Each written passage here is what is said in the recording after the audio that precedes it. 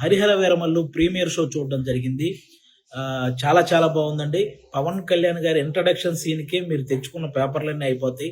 సినిమాలో ఇంకా హై ఇచ్చే సీన్‌లు చాలా చాలా ఉన్నాయన్నమాట. ముఖ్యంగా క్లైమాక్స్‌లో పవన్ కళ్యాణ్ గారు కంపోజ్ చేసిన ఫైటు, దాని వెనక కీరవాణి గారు ఇచ్చిన బ్యాక్‌గ్రౌండ్ స్కోరు లిటరల్‌గా మీ అందరికీ గూస్ బంప్స్ తెప్పిస్తాయి.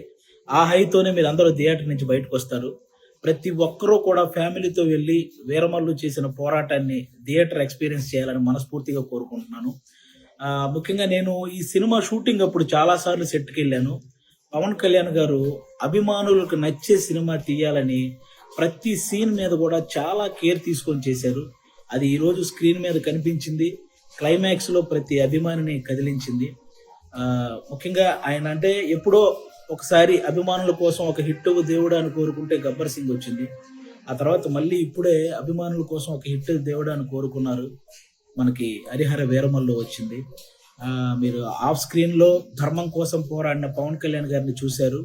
ఆన్ స్క్రీన్‌లో ధర్మం కోసం పోరాడుతున్న హరిహర వీరమల్లును కూడా చూసి ఎంజాయ్ చేయాలని మనస్ఫూర్తిగా కోరుకుంటున్నాను. ఆయన సినిమా జీవితంలో ఎప్పుడు ఇవ్వనన్ని ప్రెస్ మీట్లు, ఎప్పుడు చేయనన్ని ఇంటర్వ్యూలు, అలాగే 2 ప్రీ రిలీజ్ ఈవెంట్లు, ఇవన్నీ ఓన్లీ సినిమా కోసం నిలబడమే కాదు, ఏఎం రత్నం గారు అనే ఒక మంచి ప్రొడ్యూసర్ కోసం నిలబడ్డమండి. నిజంగా ఆయన భారతదేశం గర్వించదగ్గ సినిమాలు ఎన్నో తీశాడు. తెలుగు, హిందీ, తమిళ్ పెద్ద పెద్ద హీరోలతో పెద్ద పెద్ద హిట్లు ఇచ్చారు. ఈరోజు పవన్ కళ్యాణ్ గారితో ఆయన పొలిటికల్ షెడ్యూల్ని దృష్టిలో పెట్టుకొని దానికి తగ్గట్టు సినిమా షెడ్యూల్ని వేసి, అలాగే ఆల్మోస్ట్ 30 సంవత్సరాల నుంచి పవన్ కళ్యాణ్ గారు సినిమాల ద్వారా మనల్ని ఎంటర్టైన్ చేశారు. పాలిటిక్స్ ద్వారా ఎన్నో అవమానాలు పడ్డారు.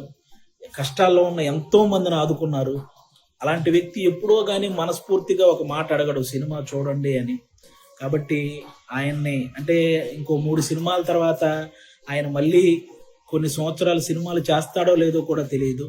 అలాంటి వ్యక్తికి మనం ఈ 3 సినిమాలు ఆయన గుర్తుంచుకునే విధంగా, ఆయన గుర్తు పెట్టుకునే విధంగా విజయాన్ని అందించాలని మనం మనస్ఫూర్తిగా కోరుకుంటున్నాను.